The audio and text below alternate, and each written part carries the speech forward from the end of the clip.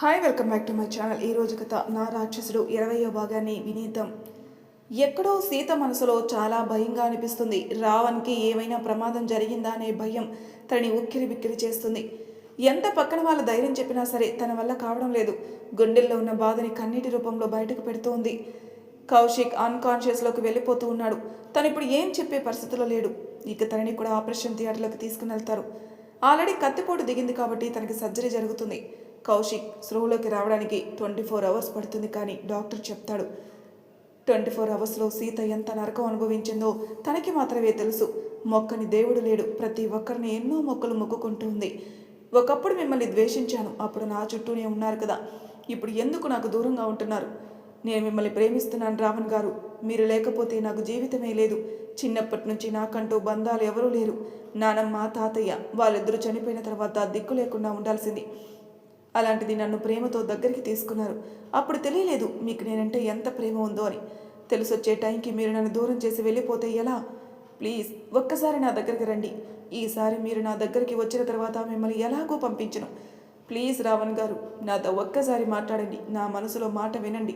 నేను ఎన్నో మాటలు చెప్పాలనుకుంటున్నాను మీకు అని అంటూ చెప్పుకుంటూ ఉంటుంది సీత. భరత్ ఇంటికి వెళ్తాడు. తన కోసం ఎదురు చూస్తూ ఉంటాడు తండ్రి. ఎందుకంటే వాళ్ళ ప్లాన్ వాళ్ళ తండ్రికి తెలుసు కాబట్టి. ఫ్యామిలీ మొత్తం తన రాకక ఎదురు చూస్తూ ఉంటుంది. తను వెళ్ళిన తర్వాత తన కళల్లో సంతోషం చూసి అందరూ సంతోషిస్తారు. నేను చేయాల్సిన పనిని నేను చేయలేకపోయాను. నా కొడుకుగా నువ్వు నెరవేర్చినందుకు చాలా సంతోషంగా ఉంది. వెల్ డన్ మై బాయ్, చాలా మంచి పని చేశావు. మనకి ఎప్పుడూ అడ్డుకునే వ్యక్తి లేకుండా పోయాడు. నా కొడుకులు అనిపించుకున్నావురా అని అంటూ వాళ్ళిద్దరు కొడుకుల్ని పొగుడుతూ ఉంటాడు. తర్వాత మనం చేయాల్సిన పని కూడా ఒకటి మిగిలిపోయింది. దాన్ని కూడా పూర్తి చేయాలి. ముళ్ళును ముళ్ళుతోనే తీయాలి. ఏం చేయాలో తెలుసు కదా అంటూ కళ్ళతోనే సైగ చేస్తాడు. మీరు చెప్పిన తర్వాత తమ్ముడు చేయకుండా ఉంటాడా డాడీ? తప్పకుండా చేస్తాడు. వాడు లేకుంటే మనం ఎంత సక్సెస్ అయ్యేవాళ్ళమో కాదేమో. వాడు ఉండబట్టే మన ప్లాన్ అనుకున్నది అనుకున్నట్టు జరిగింది. ఈరోజు పెద్ద పార్టీ చేసుకోవాలి. Enjoy my dear boys. అందులో పెళ్ళి కాబోతుంది కాబట్టి మీకు నచ్చినట్టు ఎంజాయ్ చేయండి. పెళ్ళైన తర్వాత వాడికి ఉన్నది ఒక్కగానే ఒక కూతురు. ఆ ఆస్తి మొత్తం మన గుప్పెట్టుకు వస్తుంది. మన అప్పులు కాస్త పోతాయి. వాడు పతనానికి పోతాడు, మనం పైకి వస్తామని సంతోషిస్తూ చెప్తాడు భరత్ వాళ్ళ డాడీ. 24 అవర్స్ వరకు తిండి లేదు, నిద్ర లేదు. అందరూ హాస్పిటల్ బయట కాపలా కాస్తున్నారు. ఎప్పుడు తనకి మెలకువ వస్తుందా, తనతో మాట్లాడదామా అని. అప్పుడే కౌశిక్ వాళ్ళ ఫ్యామిలీ శ్వేత కూడా అక్కడికి వస్తుంది. వాళ్ళు కూడా బాధపడుతూ ఎదురు చూస్తూ ఉంటారు. అప్పుడే డాక్టర్ లోపల నుంచి బయటకు వచ్చి తనకి స్పృహ వచ్చింది. ఎవరైనా ఒక్కొక్కరుగా వెళ్ళి చూసి మాట్లాడండి అని చెప్తాడు. అందరికన్నా ముందు సీత పరిగెడుతూ లోపలికి వెళ్తుంది. ఎవరు కూడా ఏమీ మాట్లాడలేదు. తన బాధ అందరికీ తెలుసు కాబట్టి వెళ్ళి తనకి ఎదురుగా నిలబడుతుంది. కౌశిక్ సీత రావడం చూసి కొంచెం భయంగా అనిపిస్తుంది తనకి. అక్కడ ఏం జరిగిందో తనకి తెలుసు కాబట్టి ఏడుస్తూ తన దగ్గర నిలబడుతుంది. అన్నయ్య ఇప్పుడు ఎలా ఉంది అని అడుగుతుంది. బాగుందమ్మా అని చెప్తాడు. అన్నయ్య మిమ్మల్ని ఇబ్బంది పెడుతున్నందుకు క్షమించండి. రావణ్ గారు ఎలా ఉన్నారు? ఆయనకి ఏమైనా జరిగిందా? ఆయన క్షేమంగా ఉన్నారా? ప్లీజ్ ఒక్క మాట చెప్పండి. చచ్చిపోయేలా ఉన్నాను అన్నయ్య అని తను అడిగిన మాటలకి మౌనంగా కళ్ళు నేల వైపుకి దించేస్తాడు. అన్నయ్య ప్లీజ్ చెప్పండి. నువ్వు బయటికి వెళ్ళి అంకుల్ని లోపలికి పంపిస్తావా? నేను అంకుల్తో మాట్లాడతాను. అప్పుడే తనకి టెన్షన్ మొదలవుతుంది. ధైర్యం చేసుకుని బయటికి వెళ్తుంది. వాళ్ళ మావయ్యని లోపలికి పంపిస్తుంది. ఆయన లోపలికి వెళ్తారు. ఆయన జరిగిన విషయం మొత్తం తనతో చెప్తాడు. అలాగే పోలీసులకి ఇన్ఫార్మ్ చేసి డెడ్ బాడీ కోసం కూడా సర్చ్ చేయమని చెప్తాడు కౌశిక్. ఆ మాట విన్న తర్వాత ఇన్ని రోజులు వాళ్ళని దూరం పెట్టిన కొడుకు ఎప్పటికైనా దగ్గరికి చేసుకుంటారని ఎదురు చూస్తున్న వాళ్ళకి ఇక ఆ కొడుకు లేడు, తిరిగి రాడు అన్న మాట విన్న తర్వాత గుండె పగిలినట్టు అయిపోతుంది వాళ్ళకి. బయటకు వచ్చి బోరున విలపిస్తాడు. ఆయన బాధపడడం చూసి అర్థమైపోతుంది సీతకి. ఏదో జరిగింది, రావణ్ గారికి ఏదో జరిగింది అంటూ తన మనసులో తానే చెప్పుకుంటూ ఉంది. అప్పుడే మన రావణ్ ఇక లేడు, తిరిగి రాని లోకాలకి వెళ్ళిపోయాడు. ఎప్పటికైనా మాకు దగ్గర అవుతాడని ఎదురు చూశాను, కానీ ఇలాంటి సిచ్యువేషన్ వస్తుందని ఏ రోజు అనుకోలేదు. తప్పు చేశాం తండ్రిగా తప్పు చేశాం, ఓడిపోయాం. వారి దృష్టిలో తల్లిదండ్రులుగా ఓడిపోయాం. కానీ ఇలా మమ్మల్ని ఒంటరి వాళ్ళని చేసి వదిలి వెళ్ళిపోతాడని అనుకోలేదు అంటూ బోరున విలపిస్తారు. ఆయన బాధను చూసి కుటుంబ సభ్యులు మొత్తం దుఃఖంలో మునిగిపోతారు. సీత సిచ్యువేషన్ అయితే మరీ భయంకరం. కళ్ళు తిరిగి పడిపోతుంది. తను అసలే ఫుడ్ కూడా తీసుకోలేదు కాబట్టి తనని మళ్ళీ హాస్పిటల్లో అడ్మిషన్ చేసి సెలైన్ ఎక్కించడం ప్రారంభిస్తారు. నీరసం వల్ల వాళ్ళకి తెలిసిన కమిషన్ గారితో మాట్లాడి ఆ బాడీని వెలికి తీసే ప్రయత్నం చేయమని చెప్తారు. నేను కూడా మీతో పాటే వస్తున్నాను అంటూ రావణ్ వాళ్ళ నాన్న కూడా కమిషనర్ గారు కలవడానికి వెళ్ళిపోతారు. కమిషనర్ వాళ్ళ టీంని అక్కడికి పంపిస్తాడు. వాళ్ళు వెళ్ళేసరికి ఆఫ్టర్నూన్ అవుతుంది. సాయంత్రం లోపు ఎలాగైనా బాడీ తీసుకురావాలనుకుంటారు. అలా 2 టీమ్స్ పంపించిన తర్వాత ఆ కొండలోయలో ప్రతి ఒక్క ప్రదేశం సెర్చ్ చేసిన తర్వాత ఒక డెడ్ బాడీ కనిపిస్తుంది. ఆ బాడీని పోస్ట్ మార్టంకి పంపిస్తారు. అలాగే ఇంకొక ఇద్దరు కూడా కనిపిస్తారు. వాళ్ళకి దొరికిన డెడ్ బాడీలో రావణ్ వేసుకున్న బట్టలు, అలాగే తనకు సంబంధించిన థింగ్స్, తన వ్యాలెట్ అన్నీ తన పాకెట్లో కనిపిస్తాయి. వాళ్ళకి సంబంధించిన వస్తువులన్నీ పెడతారు. విషయం తెలుసుకున్న తర్వాత తనకు పెట్టిన సెలైన్ కూడా తీసేసి అదే హాస్పిటల్లో పోస్ట్ మార్టం చేసే ప్లేస్కి వెళ్ళిపోతుంది సీత. తను అప్పుడే అన్కాన్షియస్ నుండి వచ్చింది. శ్వేత శ్వేత వాళ్ళ అత్తయ్యతో మాట్లాడుతూ ఉండగా ఆ మాటలు విని తను స్రోలోకి వచ్చేలా చేశాయి. వెంటనే అక్కడి నుంచి పరిగెడుతూ లేస్తూ తను అదే హాస్పిటల్లో పనిచేసింది కాబట్టి వాళ్ళు చెప్తున్నా కూడా వినకుండా వెళ్తుంది. తను ఎక్కడ పడిపోతుందనే భయంతో వాళ్ళు కూడా తన వెనకే వెళ్తారు. అలా పోస్ట్ మార్టం రిపోర్ట్స్ కోసం ఎదురు చూస్తూ ఉన్నారు. అప్పుడే డెడ్ బాడీస్కి సంబంధించిన థింగ్స్ అక్కడ పెట్టుంటాయి. 3 బాక్సుల్లో వాళ్ళ ముగ్గురికి సంబంధించిన వస్తువులు అక్కడ పెట్టుంటాయి. అనుకోకుండా సీత చూపు రెడ్ కలర్లో ఉన్న బాక్స్ మీద పడుతుంది. ఆ వ్యాలెట్, రావణ్ వాడే వాచ్ తనకి కళ్ళకు కనిపిస్తాయి. అది చూసిన వెంటనే గుండె పగిలిపోతుంది. తనకి కొంచెం ధైర్యం చేసుకుని మరీ వెళ్తుంది. తన పర్స్ తీసుకుని ఓపెన్ చేస్తుంది. అందులో సీత ఫోటో ఉంటుంది. అది రావణ్ది. అలాగే తను వెళ్ళేటప్పుడు వేసుకున్న బట్టలు అన్నీ అక్కడ కనిపిస్తూ ఉంటాయి. ఇక ఆ డెడ్ బాడీ కూడా రావణ్ది అని తను ఫిక్స్ అయిపోతుంది. కానీ అలా కాకూడదు అని భగవంతుని వేడుకుంటుంది. అలా 1 గంట ఎదురు చూసిన తర్వాత పోస్ట్ మార్టం రిపోర్ట్ వస్తాయి. ఆ డెడ్ బాడీ ఎవరిదో కూడా తెలిసిపోతుంది. డాక్టర్ చెప్పిన మాటలు విన్న తర్వాత సీత గుండె పగిలేలా ఏడుస్తుంది. అప్పుడే వస్తాడు పృథ్వీ. సీత అలా ఏడుస్తూ ఉంటే తనకి కూడా చాలా కష్టంగా అనిపిస్తుంది. తని ఓదార్చే ప్రయత్నం మాత్రం చేయలేకపోతాడు. ఎందుకంటే ఆమె ఒక పరాయి స్త్రీ. తని అంత ధైర్యంగా ఓదార్చలేడు కదా, అందుకే తన సంకోచం. ఇక చేయవలసిన కార్యక్రమాలన్నీ మొదలు పెడతారు. సీత మాత్రం ఎంత ఏడ్చినా తన మనసులో బాధ తీరేదే కాదు కదా. అలా రావణ్కి జరగవలసిన కార్యక్రమాలన్నీ పూర్తి చేస్తారు. అంత్యక్రియలన్నీ జరిగిపోయిన తర్వాత ఆ ఇంటి హాల్లో ఒక పెద్ద ఫ్రేమ్తో ఫోటో అక్కడ తగిలించి ఉంటుంది. ఆ ఫోటోని చూస్తూ ఉంటే తను ఇంకా బ్రతికే ఉన్నాడు, తనకై చూస్తున్నాడు అంటూ తన కళ్ళకు తెలుస్తుంది. నవ్వుతూ ఆ ఫోటో వైపు అలాగే చూస్తూ ఉంటుంది. ఎవరితో మాట్లాడడం లేదు, తిండి తినడం లేదు, ఎవరి మాట వినడం లేదు. ఇలా అయితే ఎలా సీత? ఈరోజు చెప్పన వాడు నిన్ను ఎందుకు ఆఫీస్కి తీసుకుని వెళ్ళాడో దానికి నీకు అర్థం తెలుస్తుంది. ఇప్పుడు ఎలా ఉంటుందో ఎవరికీ తెలియదు తల్లి. రావణ్ నాకు ఒక బాక్స్ ఇచ్చాడు. నానమ్మ నాకు అనుకుని ఆపద ఏదైనా జరిగినప్పుడు ఇది సీతకి ఇవ్వండి అని చెప్పాడు. ఇదిగో ఇందులో ఏముందో కూడా నాకు తెలియదు. అలాంటి రోజు రాకూడదు అనుకున్నాను. వాడు ఎందుకు ఇచ్చాడో నాకు తెలియదు అని అంటూ సీత చేతిలో పెట్టి వెళ్ళిపోతున్నామే. ఆ మాట విన్న తర్వాత సీతకి ఏం అర్థం కావడం లేదు. అంటే రావణ్ గారికి ముందే తెలుసా ఆయనకి ఏమైనా జరుగుతుందని? ఆయన ముందే తెలుసుకున్నాడా? మరి ఎందుకు నాకు చెప్పలేదు? మరి ఎందుకు నన్ను పెళ్లి చేసుకున్నాడు? ఒకప్పుడు ఆయనంటే ద్వేషం, ఇప్పుడు ఆయనని నేను ప్రేమిస్తున్నాను. కానీ నా ప్రేమను ఆయన తెలుసుకోలేకపోయాడు. ఇలా నాకు దూరం అయిపోయారు. అలాంటప్పుడు నాకెందుకు? నా గురించి ఆలోచించాలి. నేను ఏమైపోతే నీకెందుకు? అప్పుడు ఒంటరిగా బ్రతకాల్సిన దాన్ని అలాగే వదిలేయాల్సింది కదా. నన్ను పెళ్లి చేసుకుని నీ జీవితంలోకి ఎందుకు వచ్చి నన్ను మళ్ళీ ఒంటరి దాన్ని చేసి వెళ్ళిపోయారు? చెప్పండి, నాకు సమాధానం కావాలి అంటూ ఆ ఫోటో వైపు చూస్తూ అడుగుతుంది సీత. కోపంతో ఆ చిన్న బాక్స్ పక్కన పడేస్తుంది. అప్పుడే ఆ బాక్స్ కాస్త ఓపెన్ అవుతుంది. అనుకోకుండా తన కళ్ళు ఆ బాక్స్ మీద పడతాయి. ఇక్కడ భరత్ వాళ్ళ ఫ్యామిలీ ఎంగేజ్మెంట్ పనిలో బిజీగా ఉంటారు. ఎక్కడ లేని సంతోషం అంతా ఆ ఇంట్లోనే ఉంది అన్నట్టు ఏర్పాట్లు మొదలయ్యాయి.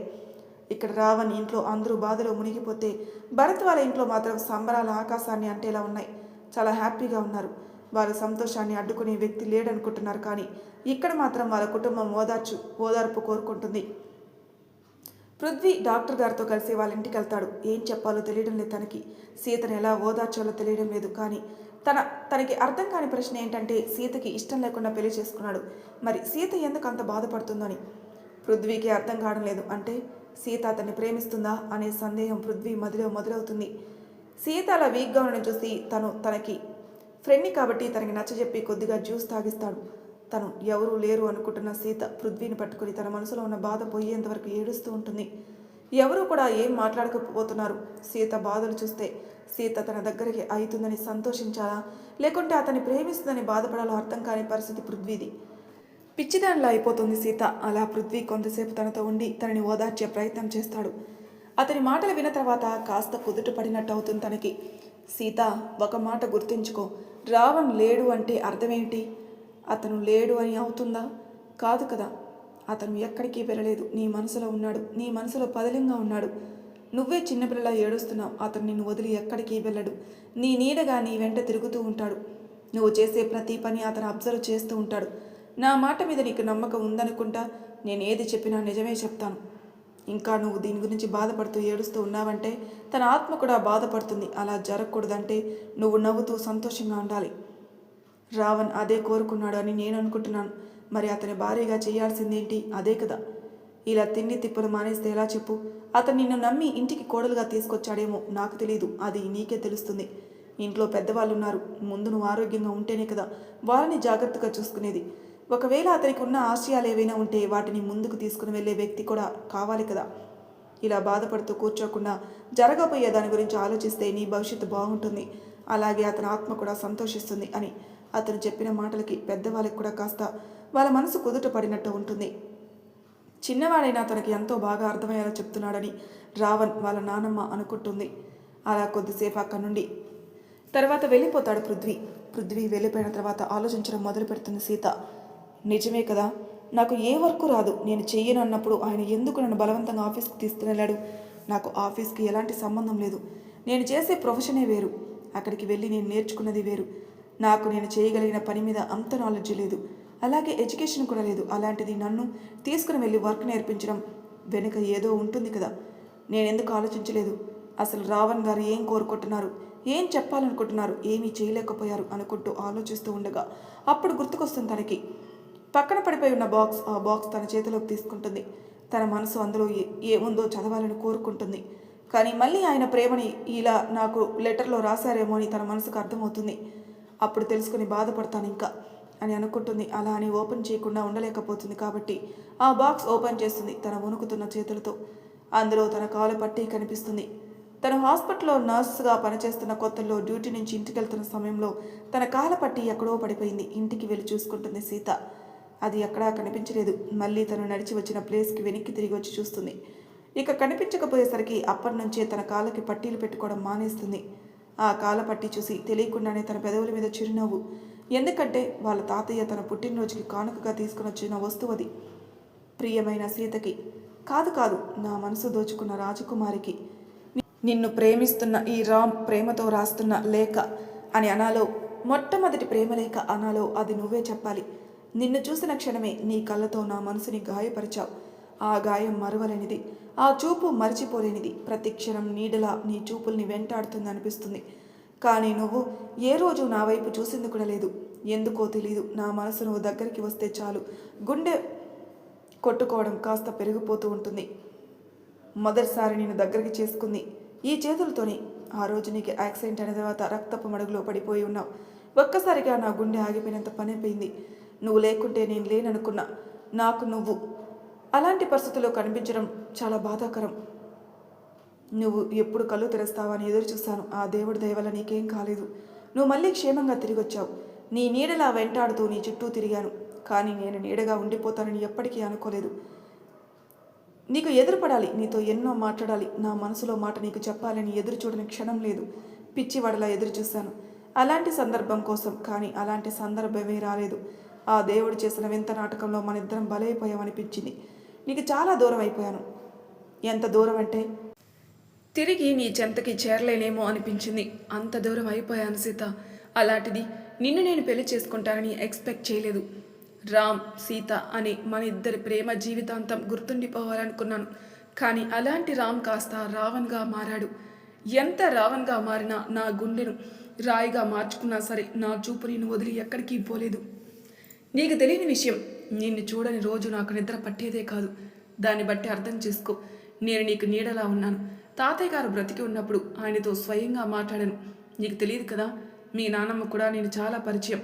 కానీ అనుకోని పరిస్థితితో తాతయ్య గారు చనిపోవడం, ఆయన చనిపోయిన తర్వాత నేను ఇంటికి రావడం జరిగింది. అప్పుడు నువ్వు లేవు. అమ్మమ్మ ఎంతో బాధపడుతూ నా వైపు చూస్తుంది. ఆ చూపు ఇప్పటికి కూడా మర్చిపోలేను. నా సీతకి తోడుగా ఉంటావా బాబు? నీలాంటి భర్త దొరకడం దాని అదృష్టం. ఇన్ని రోజులు నీ మనసులో మాట తనకి చెప్పలేదు, మా చేత చెప్పించలేదు. నువ్వు తనని పెళ్లి చేసుకుంటే చూడాలని మీ తాతయ్య కోరుకున్నాడు. అది ఎలాగో జరగలేదు. కనీసం నా కోరికైనా తీరుస్తావనుకుంటున్నాను. నువ్వు ప్రేమిస్తున్న విషయం తనతో చెప్పను. నువ్వు మా తల్లి మెడలో తాళి కడితే చూసి కళ్ళు ముయ్యాలని కోరిక, అది నెరవేరుస్తావని అనుకుంటున్నాను అని అమ్మమ్మ గారు ఆ రోజు అడిగిన మాటను ఇప్పటికీ కూడా మర్చిపోలేను. అలాగే ఆ రోజు ఆవిడ కళ్ళ ముందు నీ మెడలో తాళి కట్టాను. మనసు నిండా సంతోషంతో ఆ దేవుడు మనిద్దరిని ఎప్పటికీ విడదీయకూడదనే సంతోషంతో నీ మెడలో తాళి కట్టాను. నీకు ఇప్పటికీ అర్థమై ఉంటుంది ఆ రోజు మీ నాన్నమ్మ ఎందుకు నవ్వుతూ కళ్ళు మూశారని. ఎంత డబ్బైనా పర్వాలేదు, మిమ్మల్ని చాలా రోజులు బ్రతికించుకోగలుగుతారని ఆవిడ పాదాలు పట్టుకొని మరీ అడిగాను.